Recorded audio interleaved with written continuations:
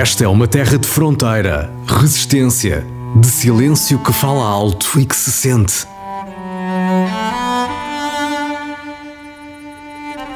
Olá, bom dia! Bom dia, olha, o castelo...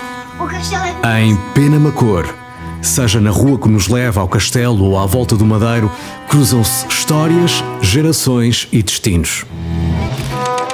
Antes de ser candidato, há um homem que ainda se lembra como foi criança, que podemos voltar a ser com uma memória de um caminho. Aqui há um homem que regressa ao lugar onde tudo começou. Esta é a terra que fez António José Seguro.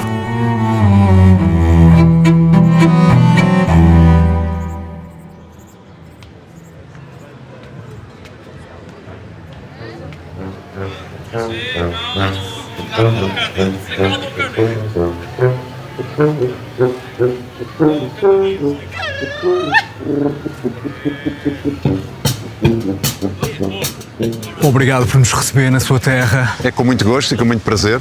Este é um dos melhores lugares do mundo para conversar, porque tem um excelente ar e tem uma melhor vista. E é claramente o sítio que me diz muito, a minha terra natal, onde eu nasci, onde eu cresci, onde eu aprendi valores essenciais de liberdade, de combate às desigualdades, de justiça social.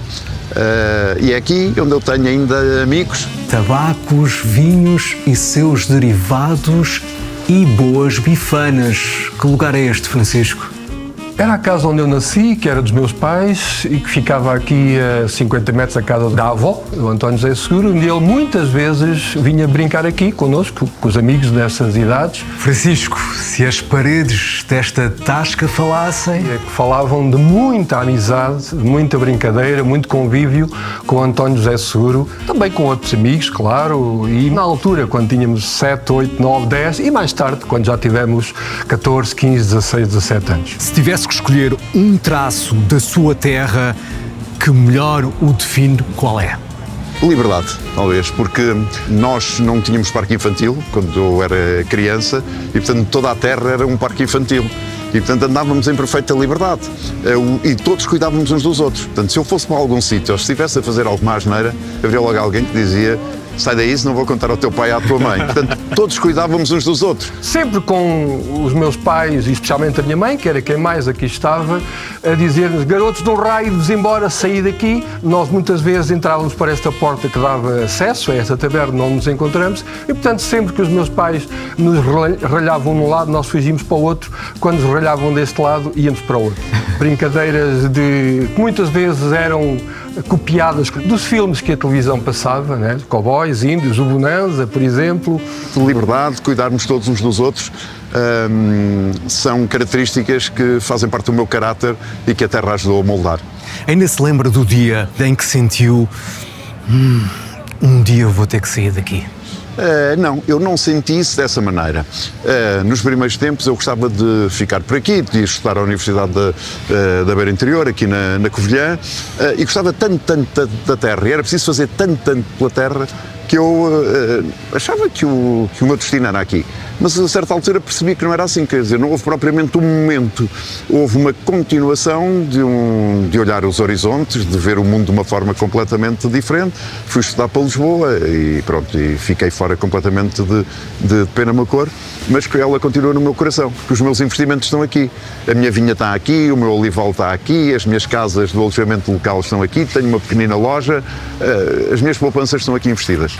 Também neste lugar estão gravadas muitas das nossas memórias.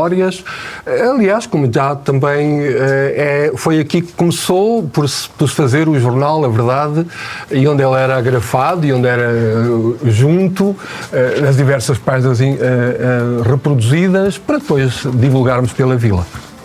A seguir ao 25 de Abril, portanto em 74, nós começámos a ter muita relação com a companhia disciplinar, que tinha sido extinta, e íamos lá aos serviços de reprografia, digamos assim, da primeira companhia disciplinar, a reproduzir este jornal A Verdade de Penamacor, que, por exemplo, este é adequado para a época que estamos a atravessar. Reparem, é de dezembro de 78, e aqui desejam um Feliz Natal a todos. José, que notícias é que anda a ler? Olha, as notícias é recordar o tempo em que eu fui chefe de redação, enquanto o António José Seguro era o diretor da Verdade Pena uma Cor. E curiosamente, este tem aqui uma coisa curiosamente curiosa. Entrevistou ele, o Presidente da República então, o Ramalhianos, que veio aqui, e o António José Seguro entrevistou. Portanto, foi uma época fantástica, que colaboramos muito, os dois, na verdade. Ano após ano, há sempre histórias que são recordadas e que já não eram contadas há muito tempo. Quer dizer, algumas repetem-se naturalmente, que são aquelas que nos fazem sempre rir e que nós não nos cansamos de ouvir e de falar delas. Mas há sempre histórias novas que surgem e, portanto, são sempre momentos muito, muito agradáveis. E depois, nestes convívios, não há direito de reserva de admissão, não é? Portanto, as pessoas... Vai entrando, vem um amigo, vem uma amiga, vem uma pessoa... É uma partilha, um momento de partilha fantástico, fantástico, fantástico.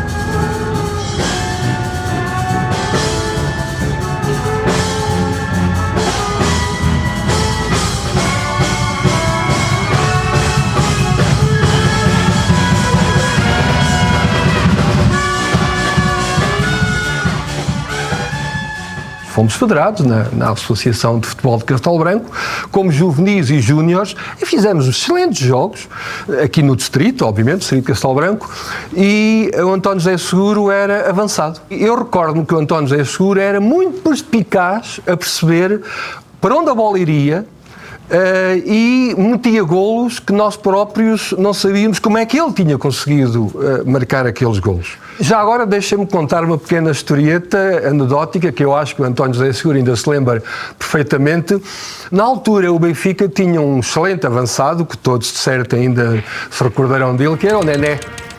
O Nené tinha fama de, mesmo em dias mais chuvosos, entrar sempre com o equipamento certinho e sair de lá com o equipamento certinho. Dava a impressão que nem tinha jogado, nem tinha caído, que nem tinha andado dentro do campo. E o António José Seguro também era um pouco assim. Ele entrava sempre muito certinho no seu equipamento e saía de lá também quase sem o equipamento estar nem tampouco salpicado. A minha mãe tinha essa exigência, quer dizer, filhos tinham que andar lavadinhos e tinham que andar, digamos, tudo bem passado. Mas enfim, depois o jogo, e sobretudo quando chovia, ficava sempre tudo, tudo ilameado. Porquê? Porque nós não jogávamos em piso de relva, era saibro e, portanto, era muito difícil. E, portanto, ficava completamente tudo sujo. Mas quando nós ganhávamos, aquilo, enfim, nem notávamos isso. Quando perdíamos, até sujei o equipamento.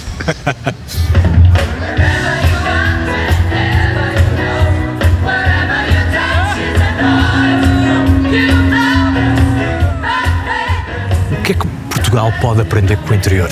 Bem, valores importantes de solidariedade, de resistência. As pessoas que aqui ficaram, que aqui lutam, que aqui trabalham, são os autênticos resistentes. Mostrar que se consegue fazer muito com pouco, quer as autarquias locais, as juntas e as câmaras municipais, quer muitos empresários que aqui conseguem criar riqueza, criar postos de trabalho, e também se aprende que o mundo tinha a ganhar se houvesse mais humanismo, se houvesse mais relações pessoais. As grandes metrópoles têm essa desvantagem. As relações são muito impessoais e aqui as relações são muito pessoais. Sabe da ligação ao Madeiro dos jovens de 20 anos. Sim, não é? Era a inspeção, os que iam à inspeção tinham que vir arrancar, que se arrancava o Madeiro, e arrancava-se com o quê? Com picaretas. Isto agora é tudo mais fácil. Agora são umas retroescavadoras que conseguem fazer. Mas era com picaretas, à mão, portanto era mais difícil e mais exigente, mas digamos que o entusiasmo, a alegria é rigorosamente a mesma. E havia uma coisa curiosa: quem não pudesse vir ao Madeiro tinha que oferecer um cântaro de vinho. Um cântaro de vinho. Portanto, o cântaro de vinho tem ali uma boa litragem, tinha que oferecer isso porquê? Para que os outros pudessem beber. Era uma forma de pagar a ausência, digamos assim.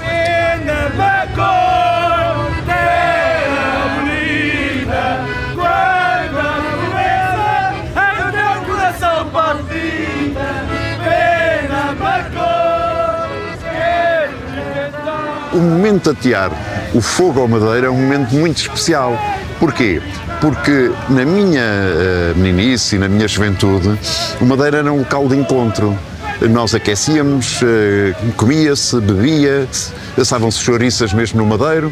Depois é que, com o tempo, passámos a andar de casa uns dos outros. Mas é um momento de partilha, é um momento de calor, é um momento de convívio, é um momento de grande amizade, de grande fraternidade.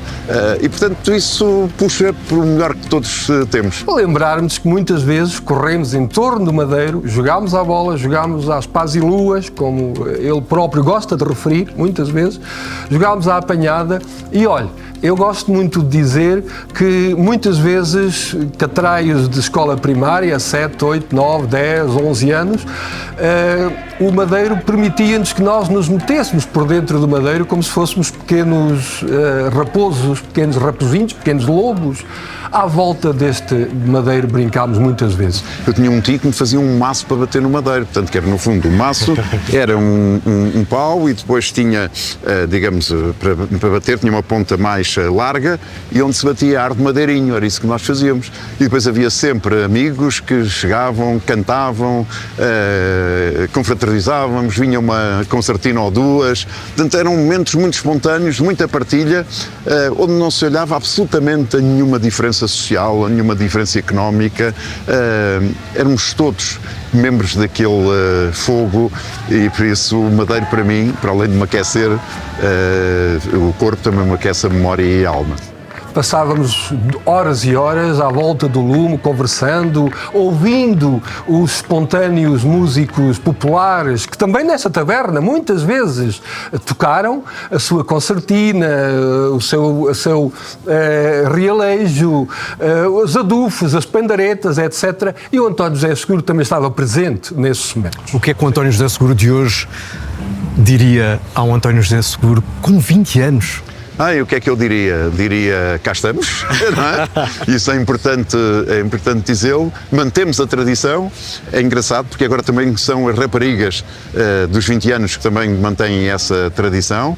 Há muito menos jovens, mas toda a gente ajuda na terra a este momento, porque é de facto um momento de todos e é um momento para todos, é um momento de partilha e é um momento de união.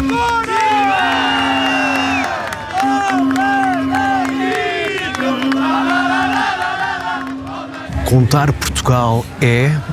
Contar Portugal é dar voz a todos os cantos deste país, sobretudo àqueles que não têm voz.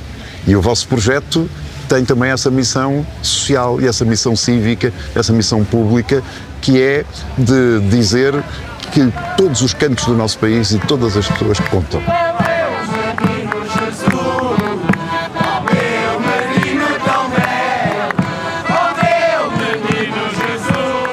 Componha uma boa mesa aqui na sua terra para um bom petisco. Tem que ter, por exemplo, o vinho da Beira Interior. Sim, quer dizer, de preferência é o meu vinho, não é?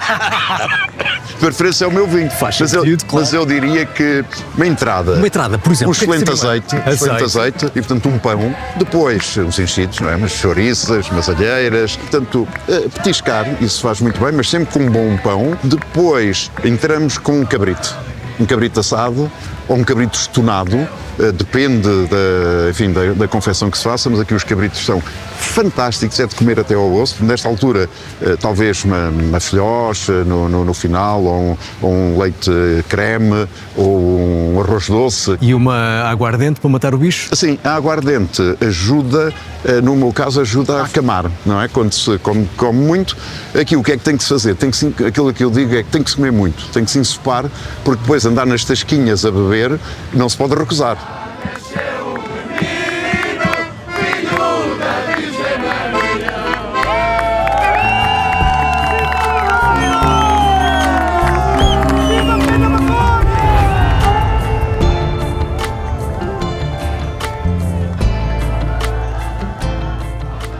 É o madeiro que faz esta terra. É este madeiro que faz esta gente.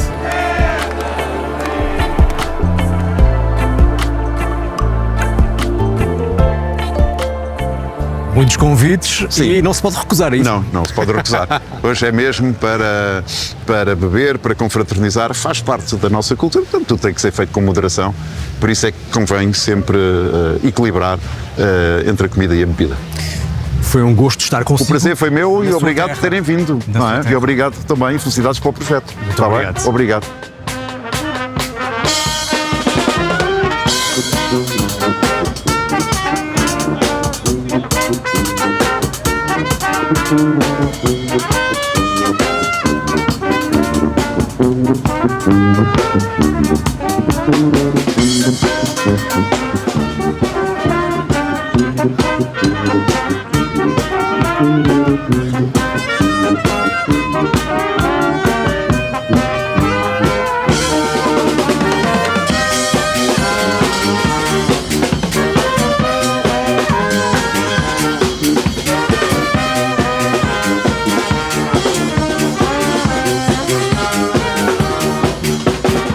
Parabéns, boas festas. Saúde. Que daqui a um ano a Saúde. gente se encontra outra vez. E é assim, que tenham tanta saúde que se cansem dela. Olha, amigo, isto está saúde. É mesmo, matou. Obrigado.